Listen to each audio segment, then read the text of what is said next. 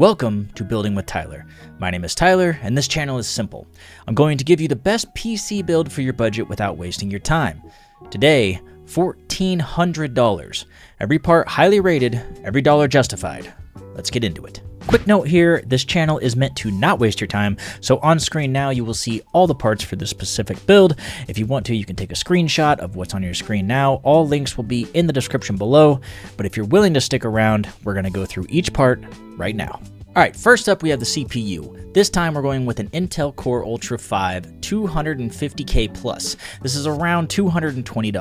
Intel's latest Arrow Lake refresh, 18 cores, 5.3 GHz boost.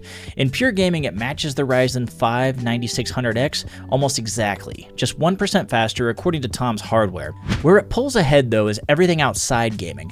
Streaming, video editing, multi-threaded workloads, 85% faster than the 9600X according to Gamers Nexus. Game and create, Intel wins. Pure gaming, AMD is the better value. Next up, the CPU cooler. Same as before, the Cooler Master Hyper 212 Black Edition at around $26. Same as the AMD build, keeps the 250K plus cool at stock speeds.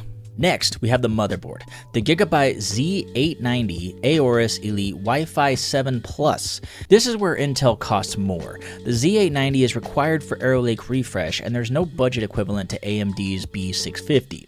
We went with the Plus variant. The non-Plus requires a BIOS update before it'll post with the 250K Plus. Not ideal for first-time builders. The Plus ships ready out of the box. Robust 16-phase power delivery, Wi-Fi 7, 2 M2 slots, PCIe 5.0, excellent board. Next up, we have the RAM, everybody's favorite. Team Group T-Force Delta RGB 16GB DDR5 6000. 2 sticks, 8GB, $220-ish. Same kit as the AMD build. Next up, we have the storage. The Kingston MV3 1TB NVMe at around $162. Same as the AMD build, fast, reliable, 1TB minimum in 2026. Next, we have the GPU. This one's going to be identical to the AMD build. Keeping the GPU the same lets you compare platforms directly. But the same honest note applies here. At 8GB VRAM, it shows the limits in some heavy AAA titles at max textures. Esports players won't notice. The RX 9060 XT with 16GB remains the better long-term pick the moment it drops to $350. Next is the case, the Lian Lee Vector V100R at around $75. Same as the AMD build, 4 ARGB fans included, nothing more to add. After that we got the PSU. The Corsair RM650E 650 watt, $105. Same as the AMD build, don't cut corners on your power supply. Now, with all that said and done, we're moving on to the performance section. What does this build actually do? Well, at 1080p and 1440p, essentially identical to the AMD build, within 1% in most titles. Video editing, however, Intel wins clearly, 85% faster than the Ryzen 5 9600X in multi-threaded workloads. DaVinci Resolve and Premiere Pro will export noticeably faster on this build. Now, as far as streaming, the NVENC handles OBS at 1080p without touching frame rate.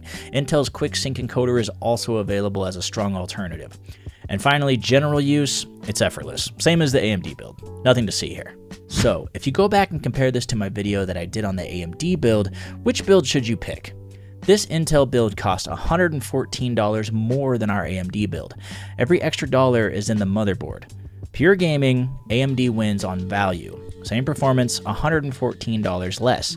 Gaming plus content creation, Intel wins.